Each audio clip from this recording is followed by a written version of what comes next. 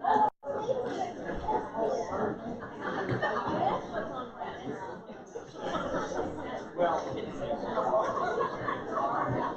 afternoon, everyone. Good afternoon. I would like to welcome all of you today to our luncheon series. These have been really, really wonderful conversations that we've been having, and we're very excited today about our guest speaker. Before we begin, we are going to start with our daily devotion. So let's just take a moment of silence and recognize God's presence here with us.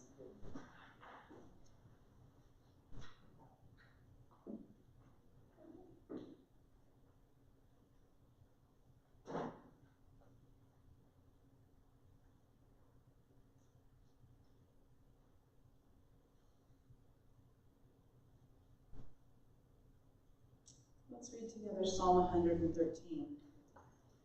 Give praise, you servants of the Lord. Praise the name of the Lord. Let the name of the Lord be blessed, from this time forth forevermore. From the rising of the sun to its going down, let the name of the Lord be praised. The Lord is high above all nations, and his glory above all heavens. A reading from Isaiah. O God, you will keep in perfect peace those whose minds are fixed on you. For in returning and rest we shall be saved. In quietness and trust shall be our strength. Let us now offer up any prayers of intercession or thanksgiving, either silently or aloud.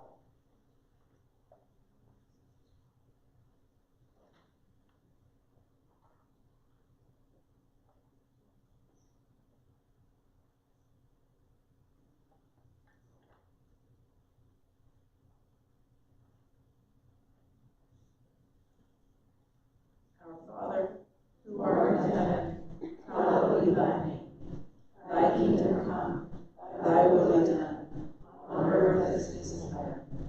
Give us this day our daily bread, and forgive us our trespasses, as we forgive those who trespass against us.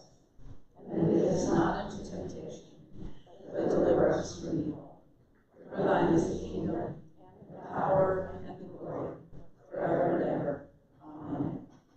Lord Jesus Christ, you said to your apostles, "Peace I give to you. My own peace I leave with you. Regard not our sins, but the faith of your church, and give to us the peace and unity of that heavenly city, where with the Father and the Holy Spirit you live and reign, now and forever." Amen. Well, again, I want to thank you all for coming out this afternoon to join us in our last lecture series. Our guest speaker this afternoon is one of the most make it happen, go get her done kind of people that I have ever known. Christy Howard, in her career, has been a real estate agent. She's practiced environmental law. She worked at Hallmark.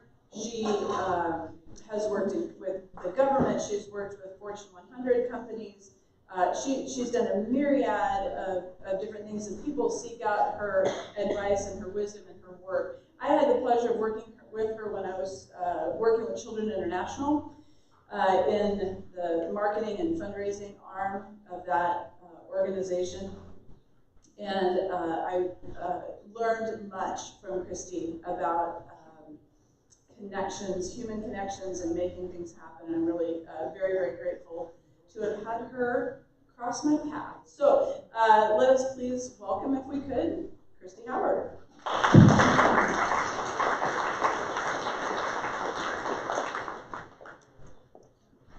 Thanks, Kelly and Gar. Thanks for having us.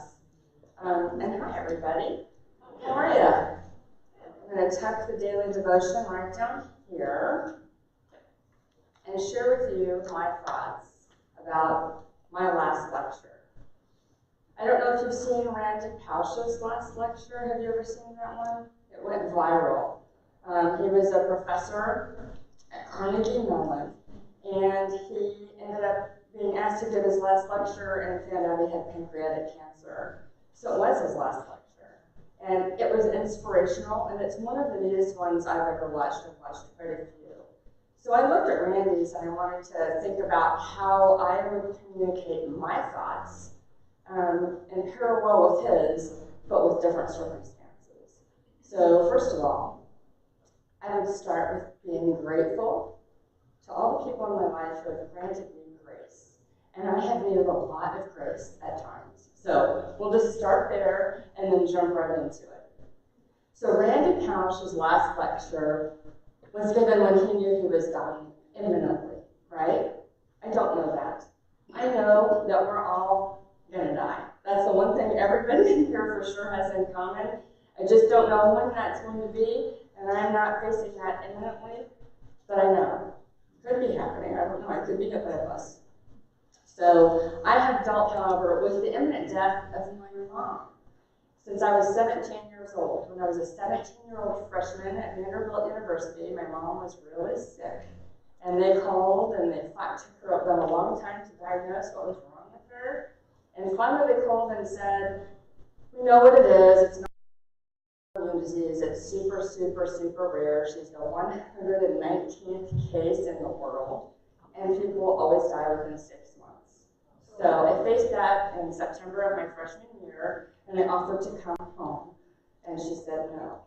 She battled and battled, and the doctors battled with her, and I'd like to quickly introduce my mom, Wanda. So I'm not 17, and I'm not 27, and I'm not 37, and I'm not 47. I'm almost 50. All right, have a seat. So that's Wanda. And she is the inspiration for a lot of these thoughts because I had to face that from a different perspective than what Randy had to face, right? So I know how much grace I need to continue to grant me, and I'm thankful for all of that, and I'm eminently thankful for the fact that my mother is still here. Okay? So Randy spoke to college students because he was a college professor, and I am not speaking to college students today. However, I have a college student, and she's a senior, at Vanderbilt University, where I went to. And so she's been able to be there with my mom sending her weekly care packages because my mom is so thankful to still be here and be a connected part of her life. So I'm speaking to her also, right? Even though she's not in this room. And to all of you, because I know all of you have already gleaned so much wisdom in your lives. And I hope some of this resonates with you and that you feel comfortable sharing it, or hopefully you'll feel in sync and can be simpatico today. So, Randy shared lessons. We can go to that. Yeah, those are so good, Gar. So Randy shared lessons based on childhood dreams and aspirations. And my discussion today will be more learnings based on childhood experiences, not dreams and aspirations. I'm still learning, right? I'm not done, and I am learning constantly.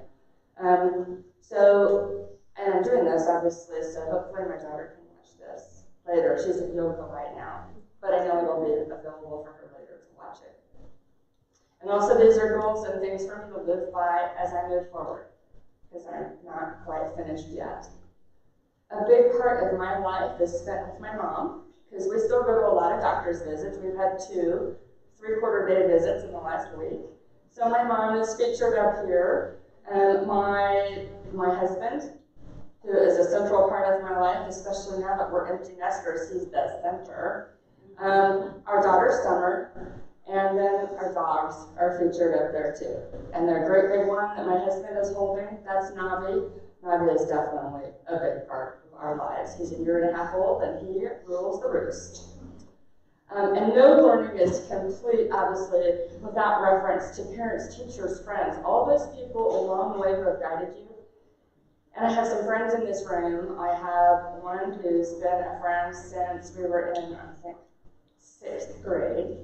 And her name is Melissa. She's in the back. She is actually a hospice worker, and I will explain a little about her later.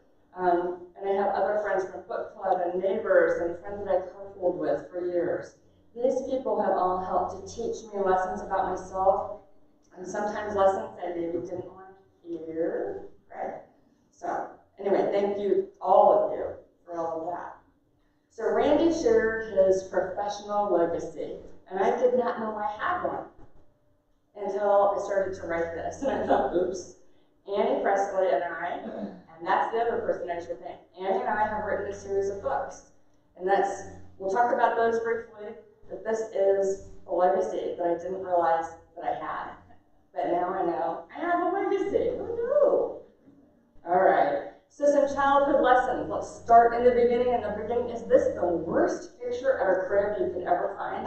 It was a cut and paste, and so I thought, well, I'm going to use it because it's right here on PowerPoint. And I think they might need to remedy it because I thought it was a bad face when I first saw it. So the childhood lessons. I was born a twin. And my twin did not survive the birth process. It was super, super long. And it was hard. It was more than 30 hours, and I'm approaching 60, and it just wasn't a time when that was as maybe manageable as it is today, hopefully, for people. So my twin passed, and I didn't know that. Nobody sat me down as a little girl and said, you had a twin sister. So I somehow knew, and I sensed that I had this person in my life. And I came up with an invisible friend as a little tiny girl. And my invisible friend's name was Horton. So Horton, my mom and dad had to tuck Horton in bed. They had to have Horton in the car. Horton was with me all the time. And the first lesson, remember now I've given you the background, and here are the lessons. My first lesson, I think I learned when I was a very, very little person, listening still. I was absorbing and feeling and sensing, and I sensed this, and I think I knew friends are super valuable, and you really want them around. And I really wanted Courtney. Her actual name is Constance Renee, Connie. So Connie is still around with me, but I knew as a little girl, I wanted that friend. So friends really do matter. And then at about 2 years old, I spoke some words that my mom says I speak often today, and she's right. You know, your mom is always right.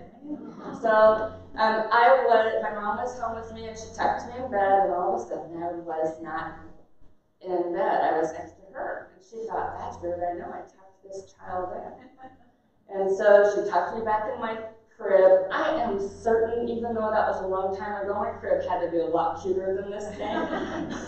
My mom tucked me in bed, and then she went around the corner and listened. And she heard some scuffling, and then she heard, hold on! And my mom looked around, and there I was, hanging. I had flung myself over the crib. Was I a year and a half? It was pretty little. So, younger than two. So there I was, and I think I knew, again, children, we sense things, we know things.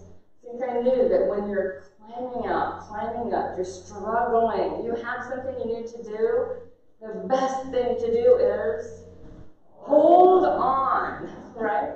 So that's a big lesson. When things are hard, hold on. And I've seen that through my life as I've gone through hard times. Hold on is often the best action that you can take. All right. So I wish these were clearer, but you know, the olden days of the cameras and then blowing it up on a big screen. So that's me over on your left holding a fish. I love fish, and I like the lake, and I like the outdoors. And truly today I was going to wear blue jeans because that's what I'm most comfortable in. I love jeans, I love boots. Give me a good cap, give me a sweatshirt or a really cool sweater, but jeans, right? But I decided not to because you're going to see me in all these pictures in jeans, and I thought, you know what? I do both. I also like to dress up, so jeans. I have my jeans in the car. So, do any of you have jeans in the car? Yeah. So Anyway, I was a little explorer when I was young. And my parents would call me the little explorer because I would always go out and explore whatever was big to me. I'm sure other people wouldn't think it was big, but it was big to me at the time. So I noticed at a young age too that people tended to be happiest when they were exploring. And I was happiest when I was exploring. It doesn't mean you have to explore the outdoors like I like. Maybe it's exploring an art gallery. Maybe it's exploring something else that moves you, and that's important. Find those things that move you and keep exploring. I don't care how old we are. I don't care if we're in a wheelchair. I have a friend who's a quadriplegic, and he keeps exploring, always exploring, and that brings great happiness. So the second picture, that's a bandage around my neck, okay? And there are some big lessons here. I still have this scar. I had multiple surgeries on my neck, my throat when I was young. I think probably because we were twins and, that's hard to develop. And I had a little development issue deep inside, a cyst that they couldn't get rid of. And when I was in 7th grade, I'd turn my neck and it would pop open. I'd had 3 surgeries already. I had a history of internal bleeding. It wasn't much fun. But it would pop open in 7th grade and pus and blood would go down my neck. And some really cool kids, they were cool, said that I was super ugly and no one would ever love me and I was never going to get married and I would always be alone. 7th grade. I'm going to tell you how much you remember that. Even when you're 57, it can bring tears to your eyes because that little 7th grader, somewhere she's still in here. She knows better, right? And I knew better then, but it's hard to remember that. And my parents tried to boost me and bolster me. They would pat me as I cried at night. This is me after some plastic surgery and to fix the scars that were on my throat. I learned the big 3 lessons here. One is take time to be kind to other people. Not nice. Nice is fleeting. Nice is nice. Kind. And kind means actually feeling it from your soul. And those other people will respond. So it has been a theme in my life that I wanted to be kind. I know I'm not always kind, but my goal is to always be kind because I remember this little girl, that little girl emotionally was in a really bad spot. Also, don't let someone else's negative opinion of you become your reality. Because we all know that there are people out there who have negative opinions about us, right? Well, I don't know where they got them, because I know they're just wrong. Those little kids were wrong, right? So we know that we're better than whatever somebody says, so don't let that become your reality. The other thing is that the first time I felt a presence at an older age, not 2, 3, 4, but at an older age, that there was some presence that was bigger than me that I needed to tap into. And I didn't quite understand it, but before this surgery, I was home alone, and after school, and I knew the surgery was like 2 days, coming in 2 days, and I had this overwhelming feeling, and I had to pay attention. And even my dog turned, this little puppy turned, and it was a sense of something was there, and I can't even describe what it looked like, but I can tell you that what it communicated to me in some way, or what was communicated, was that something was going to be really, really hard. And that it was going to be okay. But it was going to be hard, and I wasn't by myself. And I thought, okay, I am in, 8th grade. That's just weird. So I let it go. Well, in fact, during this surgery, I did internally bleed after the surgery, and I was purple from here to here. It was a wreck. And they had to rush me in because the blood was impacting my brain and my heart. And they had to rush me. It took a long time because look at that bandage, it covers. So they thought first it was just all the stretching that was causing the bruising, but it wasn't just bruising, it was bleeding. And they rushed me down the hall, and I remember trying to hold on to walls and doorways until my uncle, who was 5 years older than me, could get there. You can't do that. You have to, take care of that pretty quick. So I lived through it. But as they were knocking me out again, and I'm in 8th grade, I said, remember, you've already given me a lot of drugs today. I've already had this and this and this and this, and I already went to sleep. Once I promise, I'll just go to sleep. Don't kill me. And I was scared. And they said, we have you, it'll be fine. And I looked and I felt that presence again, plain as day. And I thought, okay, was that Horton? Was that God? What was that? So I would say, listen. Now you'll notice a black border here. There's a black border around this page. And that reminds me to talk about Sydney Stubbleworth. Sydney Stubbleworth was a teacher that I had my senior year in high school. She was blind. So close your eyes for a second. Just close them. Feel that darkness? Now I want you to be an English teacher and be sure to recite Shakespeare and hear what's going on in your class and know that Tom Biggs is talking to somebody else and somebody else has passed a note and call it out. And that's what she would do. That's crazy, right? So I learned in that senior year that from watching her, don't be blinded. Don't be blinded by what you think you see. Sydney Stubbleworth saw everything. She really did. So don't be blinded by what you think you see. And then the last thing is my friends. My friends that transitioned me to Vanderbilt. My friends who we all went away. And Missy is one of Melissa. She goes by Melissa now. But my friends were this little pack of people. Missy, Cecily, Linda, Karen, Shannon. These women were my best friends. And they were incredible. They were smart. They were nice. They were kind. They helped me be the better person that I could be and not be so afraid. Because when things happen to you, like happened to me as a little girl, you can be afraid. They gave me courage, they gave me joy, they gave me all of these wonderful gifts that I want to give to others because I recognize what they did for me. And that was really super, super important. And I learned also, because I got to compare kind of friend groups, that you want to hang around with people you want to be like. If you're hanging around with people, spending time with people that you don't aspire to be like, you just misstepped. So find those people that you want to be like and spend as much time as you can with them.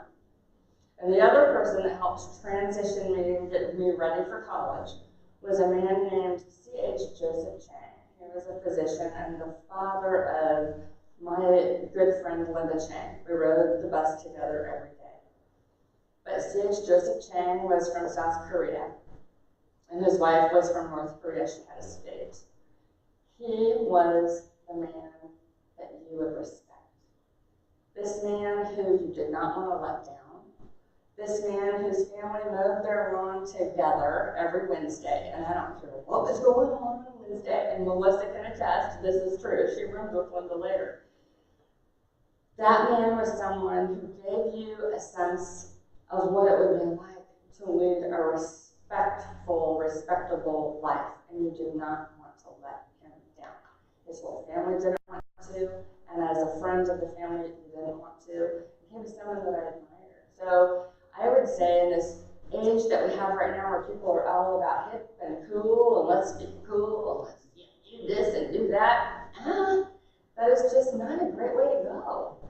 It's really better to be respectful and honorable. And so I think of Dr. Chang, and I think of my childhood, and the person that he was, and I think how much we wanted to do the right thing because you didn't want to disappoint him.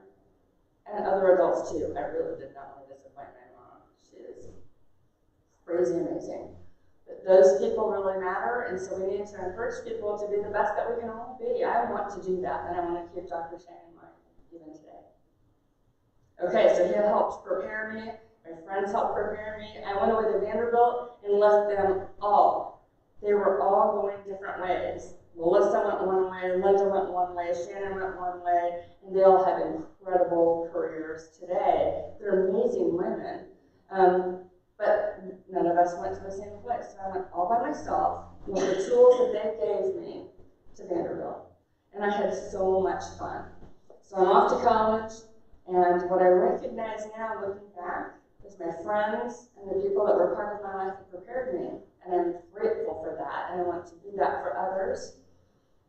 But also my parents gave me roots, and they gave me wings. So So those roots are the love that they gave me, and I love sharing that with our daughter as she went off to Vanderbilt too, and wings to enable somebody to go off to college. And I remember my mom was dying my freshman year. So, and she was in intensive care, she was in isolation, it was horrible. And I offered to come home. I really thought that was what I should do. I adore my mom and I'm an only child. And she said, absolutely not. Think about those ways. She said, I want you to have your full childhood, or your full college experience, be this person that we've raised you to be, go enjoy everything, and we'll talk every day and it'll be fine. You just go, you go do everything. Don't slow down and don't stop and don't come back here. Who says that, right? And she's alive today. Thanks for that. So, after college, there are so many choices, right? This is our daughter jumping off of a boat. Do you remember when you finished with school, whether you go to college or not college, it's entering that workforce? Because before, when you're in school, it's a ladder, right? You go to kindergarten, you go to first grade, you go to second grade, you go to high school, whatever. And then all of a sudden, you go out in the real world, and there's not a direct connection between what you've been doing and where you're going. So it's a lot like jumping, and you sure do hope that it's beautiful. You hope that there are people there with you to help you. And from a mom's perspective, you hope it's a soft landing, right? So I think about this a lot right now because it really fits where we are in life. And if you're not on that ladder to the next spot, if you're jumping, no matter where you are in life, if you've got to jump to go somewhere different and it's not the ladder, it takes some faith, and it takes just holding yourself together and hold on. At the same time you let go to get over that fear. And I know this from experience from my career. I did some bizarre career things. So I started out a lawyer. It was about as exciting as that gavel. I think lawyers are great. It's just not my personality construct. You can probably tell. So then I did that for about 3 years at a large law firm, and then I went to Hallmark. Well, I loved Hallmark. I had the best bosses. I really did. Guys named Ed and Dick, and they were incredible. And I learned some lessons, like be the kind of boss that you would want to have as a boss, and inspire people. And really, don't be a boss is the end game here. Be somebody who inspires people, so lead them to the best person that they can be. Find that, pay attention to who they are. So whether you're working, or whether you're dealing with your grandkids, or you're dealing with the neighbor kids, or somebody down the street, if you can figure out where that sweet spot can be, and you can help them get there, and how joyful to share that. It is the neatest thing. And they made me, I felt like I was flying when I worked with these people. I was so happy. They focused on the strengths of a team. My mom was also an executive at Hallmark. She was one of the first women in senior management at Hallmark, and it was really neat to be an adult woman going to work at a company where I got to watch my mom in action. And to this day, when I go back, and she had hundreds of people that reported to her. When I go back to Hallmark, even now, she's been gone a long time, I've been gone a long time, people still come up to me, or they'll see me at the grocery store and say, your mom changed my life. She was the best person I could have ever had as the leader, as the boss that I reported up to. And I think, oh my gosh, she really did that. And she did that by encouraging them to be the best that they could be and recognizing their gifts. And they are some really cool people. So then I also got to do some really cool things at Hallmark because they saw me. I got to work on Capitol Hill. I got to help write business strategy and do growth plans. And I recognized I really like to create things. I love to grow things. So what is it that you love to do? And wherever you are in life, figure out how to weave that into whatever you're doing. Figure out what makes you dance. I have felt like I was dancing at Hallmark. And then I got to go home and be with our daughter. Joe and I finally were able to have a daughter, and her name is Summer. We named our child Summer, so this last weather situation in Kansas City has not been good for me. It was too cold and too gray. And when you have a child named Summer, that last picture kind of fit, right? The bright sky. But anyway, we had Summer, and that was joyful. And while Summer was in high school, one week I got 4 phone calls. And actually, in 10 days, I had 4 different phone calls from people offering me jobs where I had not applied. And I sat down and talked to Summer, and I went, okay, wait. I thought I might want to work, but maybe I should listen. You know, I listened a lot when I was a little kid, and I felt things and I felt connected. And I think this is one of those things called a God wink, right? 4 job offers in 1 week, that's crazy. So I did listen, and I took this job at Children International. So humanitarian work globally, that is incredible, and I had incredible experiences there. And then we'll get to the books, because that's the next thing. So the humanitarian work globally, we can peek at those pictures. Summer said to pick this job. She said, Mom, you've always wanted to help children. One was at a hospice entity, one was for FEMA called. One was at a community blood center, and then there was this. So humanitarian work globally. This gave me an opportunity to dance again. So I was tapping into those things that if you listen, remember in my life, what was it? It was adventure, that little explorer, right? It was kindness, remember the girl with the surgery? Adventure, kindness, helping others. It was seeing beyond the surface, remember my blind English teacher? See beyond what you think you see. And it was honorable people trying their best to do really good things. Think about what I learned from my friends in high school and what I learned from Dr. Chang and my mom. So those things, I was thrilled. I was thrilled because I got to do all those wonderful things. And I did see people at their very best. And these are people that still, I miss them. I got to visit them many times, but look at the places that they lived. They lived in shanties. They lived in places with roofs that were falling off. They had to walk miles for water. I think the picture behind me is a little boy. Yep. See the milk curtains on their feet? How resourceful is that for children who don't have access to shoes? And your feet, if you have cuts on your feet, you can get all kinds of parasites, you can get infections, you can lose your foot, you can die. So they're resourceful, smart people. The next slide shows Children International. That's the Hope Center of Kansas City that had many centers. I think there were 83 when I was there around the globe. And these centers had full-time doctors and dentists, and they had a computer center. You can see some computers there. So these children in abject poverty were learning how to use a computer. They were getting healthy, get the parasites out, help them have good nutrition, and then make sure that they stay healthy. For teeth, you can really die if you don't have a dental situation that goes bad, not good. So anyway, I loved these kids, and their moms and dads were the most amazing humans. They were just like me. They just didn't have resources. These were people I loved to sit and talk to. These were people who would get up so early in the morning to go and help their kids be spick and span to go to these community centers. And I'm not kidding. I don't know how you get spick and span when I have stains on my clothes and I have washing machines and spray and wash and all these things.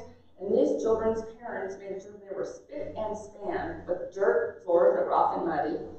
And they would go into those centers looking so ready to take on any challenge so they could get out of poverty. I saw children walk miles and miles as they got older to get opportunities to get jobs, to get out of poverty, to get extra job training. And they would walk 8 miles to a bus, and then take the bus, and then walk more miles, and then do the same thing in reverse to go back to get out. And their first jobs, when they would get employed, and jobs that we might think were not the best, those jobs, those children made many times what their families ever made. So was my heart singing or what?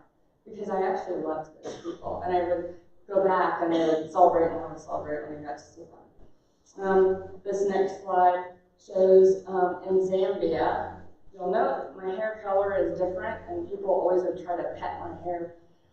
It's true. And once it was way too many people, and they were jumping on top of me and pushing me down. They didn't mean to. It was a little scary. But there's a picture there on the right, and we're in a hospital in Lusaka, Zambia, with children who are very, very malnourished. So when they're that malnourished, they can get stunted, and they are so tiny compared to the age that you would think they are. So maybe they're 7 and they look like they're 3 or 4. And getting them out of that and helping to prevent that. And the families that want help, they want to know how to do it. And maybe in Zambia, it could be that their parents and grandparents are all dead because of HIV. But for good reasons. And then when you give them resources and you help them, and you don't just drop in, you really do this with thought and understand that what's going on, the change that you can make is amazing in someone's life, and they're so grateful. So again, I felt like I saw people at their very best, and the people that were helping the people that were donating money or donating time, donating themselves, were operating at their very best. So what a better place to be for me to spend time, and I'm grateful for all those kids. What you're seeing in that picture that shows people all clustered in a tiny space, that would be a schoolroom. That's where they go to school all day. And the next slide, what it enabled me to do was know people in a way that Sydney Stubbleworth would have wanted me to know them. I saw them when maybe I would not have seen them as well. I'm thankful that I saw them. I miss them today. I really actually miss these people. With the earpiece up there, that's me speaking at the United Nations. I had speaking privileges on behalf of the organization, 2 different kinds of speaking privileges, which got me pretty much anywhere except the Security Council. Can't go in there. But it was a great experience to hear other people speak and to hear the passion and be infused with other people's passion and energy and their ideas. And I tell you, again, that was something that fed me, the little adventure. I needed that adventure, and I needed to try to help people because that little girl had been so severely hurt as a child, needed that as part of her life. And we all need something different. So whatever it is that we need to go back and remember what that is and constantly find that path. And the last picture in the hard hats, that is Brittany. Brittany is a lesson to me. She was my last hire before I left that job. And I had been on recruiting committees and hiring people at my law firm. I had done it at Hallmark. And I needed somebody quickly in this particular job. And I had tons of resumes. Everybody wanted this job. And I just didn't have the right fit. I knew I needed to fill it. And my boss at the time, Brian, kept saying, don't pick those people. You haven't come in here and told me that you are basically dancing about this person. And I said, I just need, they're all good. And he said, go back, wait. He said, this is a long-term commitment. And I thought, oh my gosh, he's right. So I waited, and then Brittany made contact. And Brittany was right. And Kelly, you know Brittany. Brittany was worth waiting for. So that's a lesson, and I love this lesson. The really, really good things are really worth waiting for. And if we get too anxious and too rushed just to make a decision, we often make the wrong decision.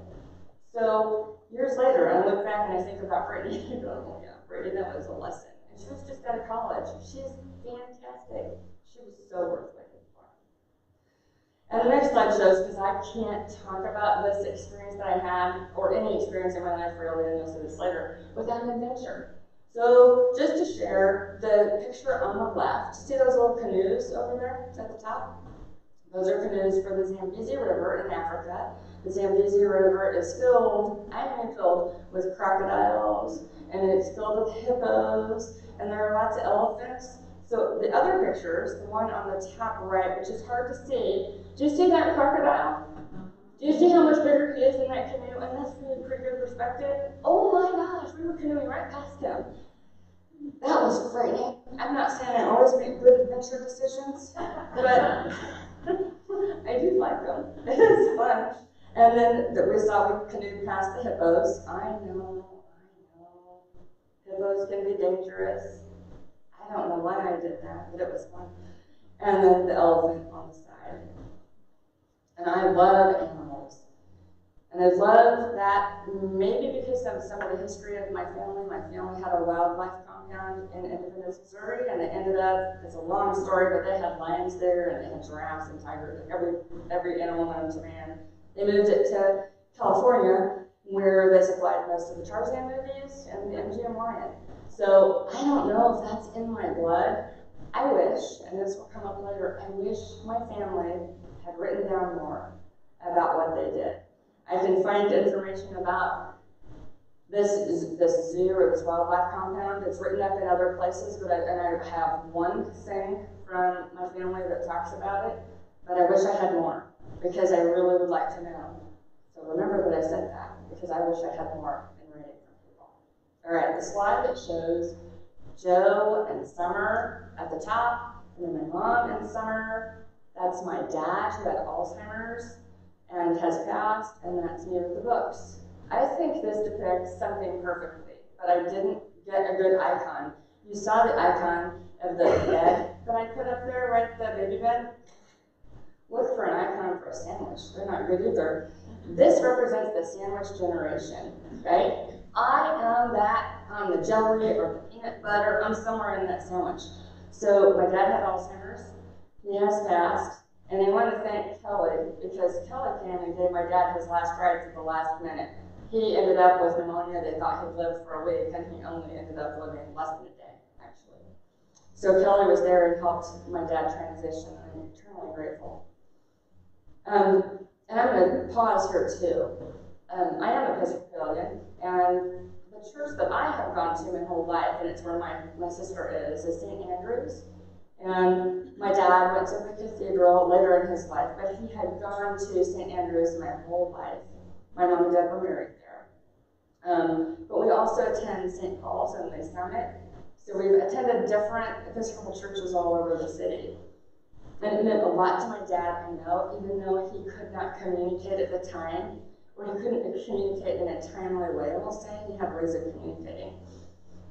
I know that it meant a lot to him that Kelly was able to be there and provide that comfort to him and to the family. So that means a lot. So sandwiched, trying to help dad with Alzheimer's, have mom around who actually helps me a ton, but I help her too. It goes both ways. And also, the lessons that you learn in that sandwich don't always come easy, because you're stressed out a lot of the time. You're trying to deal with a child who's in school, you've got a husband, you've got the sandwich people, everything is going on, and you're trying to get everything else done, and you'd like to write books with Annie, and maybe keep the books going. So you're a bit frustrated sometimes or you're confused about how to get things done. But one of the biggest lessons is that caring for somebody else is a gift. And it's fleeting, because often when they need the most care and it's the hardest, that's when you get the biggest bang for your buck, but it also takes you away from your normal life. And then I wonder what normal life really is, right? So it was an honor. It's been an honor to help my mom, and she's done so much for me, but it was an honor to be there for my dad, too. My mom has battled her illness, for 40 years, nearly 80 trips to Mayo Clinic. And the inspiration that she's given me and what I've learned from being this sandwich generation is that when you're not feeling good, do something good for somebody else. She told that to some of my cousins, and my cousin David remembered it and sent her a note and sent her a thank you and said, you know what, I've had some things that I remember that people have said, but that stuck with me. And he's responded by implementing that. And he wrote her a note and said how that has mattered to him and how much it has changed his perspective and his life. So watching somebody go through what she has gone through, and watching her mail those care packages to my daughter, even when she doesn't feel well, she'll bake cookies or do it every week. She mails my daughter a package. Do you have any idea how much the Theta House at Vanderbilt likes cookies? Anyway, so do something good for somebody else when you don't feel well. And the other thing is just keep going. I've learned that from my mom. She'd be getting chemotherapy and she'd be so sick and she'd vomit, and then she'd just get up and go back to work. Not everybody can do that. Sometimes you can't do that, and sometimes you don't want to keep going, but keep going in any way you can. That's my lesson from my mom. So, Mom, I aspire to be like you, and when things aren't right, keep going. So, today, that's a picture of a sky, and I put it up there because last summer, Jim and I had the opportunity. I didn't take a picture. That's all I can get off the internet. It's better than the bed. But we went to the Black Hills with some good friends, Sue and Greg, and we had the opportunity to lay down and look. Have you been to the Black Hills? Has anybody here been to the Black Hills? You need to go, for real. They're beautiful. And the Native Americans thought that they were spiritual, and I think they thought that for a darn good reason. They are stunning. And the night sky is amazing. So Jill and I had the opportunity to share the night sky with these good friends. And it was moving. It was one of those things that was moving, and you feel like you're swimming in the stars. For real. Like you're in the Milky Way. It was incredible. So if you can go, go. So the lessons for me to remind myself now and where I want to be in life and what I want to do is take time for yourself. Take some quiet time. Rest. Do some yoga. It matters to me. Makes me feel better. Another lesson, that middle picture, is of Christy and Joe, and that is to strive for healthy relationships, not just relationships. And healthy relationships are probably best defined as when two independent people make a deal that they will help the other person be the very best version of themselves. And best friends are that way too. I have a lot of best friends here. Michelle, I see you back there. And I think it's important to remember that, to always try to help your friends, the people in your life, be the best version of themselves. And then also, I'm so thankful that we got to go hiking with Sue and Greg, and I thought this was a good picture, because remember, we have to find our path. And our daughter, when she was at Vanderbilt trying to find her path in school, was trying to figure out what she wanted to do. And based on my wacky career experience, right, I thought, you know, I was trained to be a lawyer, and I worked at a large law firm. That was not the right path for me. I love the mental part of it. I love the educational part of it, but I needed something different. So I jumped off that path, and my path ended up being fantastic and fun for me. So whatever path you pick, whether it's your career path, whether it's your interpersonal path, whether it's your whatever path you're thinking about, whatever subject matter, if you fall off of your path or you find yourself not on your path, there's only one thing to do. Get back on your path, right? So I constantly have to remind myself, am I on my path, or do I need to get back on my path? And that's what I want to continue to remember also. And hopefully your friends will be there with you, which we have friends on this path. And so C.S. Lewis said, you can't go back and change the beginning, but you can start where you are and change the ending. I love that. And then I said this because I really just get back on your path. All right, so I mentioned legacy, and that's where we're going to head next. So here it is. Annie and I started years ago with Read This When I'm Dead. And it was inspired because my mom's situation, and my mom almost died, and it's a long story, and Annie and I tell it often. But my mom almost died one day, and I was working with Annie, and my mom obviously didn't die. Here she is. But I found out, because Annie shared with me the next day, that Annie's mom had died when Annie was 12. I had everything. My mom put folders together. I knew everything about financial. I knew her family history. I knew all these wonderful things in a thing called the Blue Ribbon folder. Annie had nothing. Annie said, I always wanted to write a book, so what happened to me wouldn't happen to someone else. And I said, I always wanted to write a book because I want what my mother has done for me. I want to do that for other people. So Annie and I wrote a book. Read This When I'm Dead. It's the first one.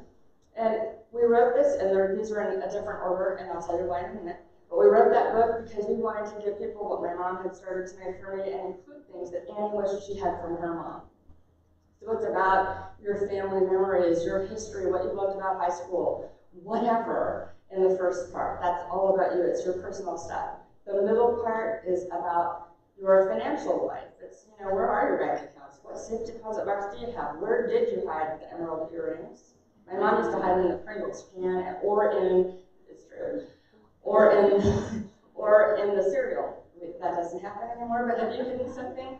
Annie and I speak about this all over all the time, and you'd be surprised the stories we've heard. So write down maybe where you hid things so that your family can find them.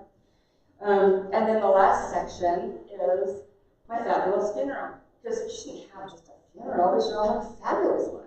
So Annie is going to have her remains packed into fireworks, and it's going to be a big party. I hope we all get to go. So that was Read This When I'm Dead. And then after that, we want to talk about, now we're going back and talk about Read This on Your Birthday. So Read This on Your Birthday is a story that you write about a kid every single year on their birthday. And you write the story by just answering some questions that we ask you. You don't have to be creative, you don't have to do anything. And why would you ever want to spend time pulling a book off the shelf and answering a couple pages of questions about a child and putting it back on the shelf? Why would you do that? Because over time, those children want your handwriting. Those children who love you, they want to know what you thought about them. Not just the pictures of their party and the pictures of their friends. People all crave to know what other people who have loved them thought of them. What did you see them do? What did you see them overcome? What did you see them learn? How did you see them help somebody else? And then the other point is with social media, as messed up as it is and what it can do to children these days, it's so nice to have a reference so that they know there's somewhere they can go and read really good things about themselves. So maybe we can help inspire them to feel better about themselves when social media maybe won't. So, and it's joyful. You do it, pull it down, pull it out, put it back. And we know already, because we've talked to parents and kids, the kids do love it. They do like it. My mom went back in time, of course she did, right? And filled out Summer Howard's from the time Summer was born. And Summer liked it so much that my mom went back and filled out mine. That's true. So I have my own version of a book that I wrote that my mom filled out by thinking about what happened every year as my childhood. That's so fun. Read This on Our Anniversary is inspired because nobody sends letters anymore. Love letters are pretty rare. And remember, people used to look for them under the beds? Where are they? So every year, a couple fills out Read This on Our Anniversary. A couple quick questions. What fun things happened? What good things do they want to remember about each other? What lovely things are there? And then over time, they get to look back at the story of their life together. And they can remember the happy things and those good moments, because it is so easy to be overwhelmed with all the other moments. And it's so nice to remember the good things that you feel, and over time that builds, and then you have the story of your life. Read This about our house is because your house is our biggest asset, and it helps. We have a maintenance minder, all sorts of things in there to help you manage your house and remember what color paint that is in case I need to paint another brick in that color. Or when the last time was that I really had the sprinklers blown out, or did I really winterize something? Or do I need to replace that water heater so it doesn't explode? Because I've had that happen. The water heater, remember the water heater explosion? So that's my professional legacy. Now what else will I be doing? Well, Joe Howard, my husband, is here, and we've been married for almost 30 years. So that top picture on the left is our favorite thing in the mornings. And Joe and I like to get up and have coffee and look out at the water and think about our day and what we're going to accomplish together. And if we're not there, we tend to have coffee wherever we are, right? And so the idea is to share those moments. And I really want to be, as I go forward in life, I really want to be the best mom I can be. I really want to be the best friend I can be. I really want to be the best wife I can be. And I really want to be the best daughter I can be. I've been given the gift of opportunity of all of those. And I really want to focus on that. And I think sometimes in the quiet of the mornings, that's where I get my best ideas of how to go forward. And when I say that, I also have the freakazoid part of me that Joe will agree, right? I have a little planner that I keep so that I think everyone should have one.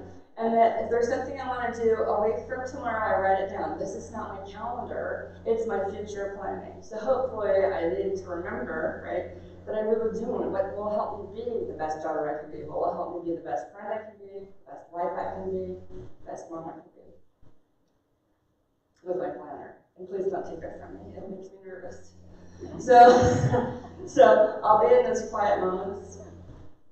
And then other goals, of course, Joe and I will go hiking. That's our friends that we went hiking with and do things outdoors because we love to share those outdoor moments together and a little bit of adventure, right? Luckily, he likes adventure. But as I get toward closing, and I have one more slide after this, you know, that's not a picture of a dog. Does anybody know what that animal is that's licking? It has its tongue down my throat almost. Anybody know what that is? That's not a dog? Yeah, so we know that something's wrong with me. That's a wolf. And so I went into a wolf compound just because I wanted to be with the wolves, and they said you can't touch them and don't push them away, and that wolf really liked me a lot. It was really hard not to touch him.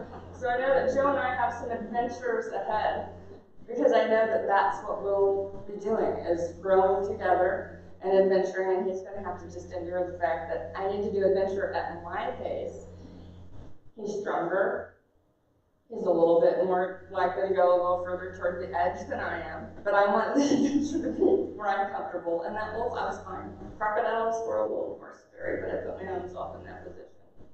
So that's what I'll be doing. And I'm going to continue to hope that people tell their story. Write it down. Write down what you think about someone else. If you're in a loving relationship, if you're in a marriage, please take some time to write down those notes. If you have a child in your life, whether it's a grandchild or your own child or a neighbor child, someone that you care about that really matters, write it down. Because it really matters that they have that to reflect on. Everything else is just going so fast. So whether you use our books or something else, just please write those things down to help encourage other people and help them know how much you love them. Because those are things that resonate with me, and I think with most of us. Feeling loved and knowing that somebody took the time to care about us. And I want to thank the people in my life who have done that. And thanks to Joe. Thanks to my friends that are here. I didn't even mention Annette, but she's here. So thanks to Joe, thanks to my mom, thanks to all my friends, and thanks to all of you for being here. And I hope to be continuing to lead a better and better life, and hopefully can inspire other people to go out there and do really good things. All right.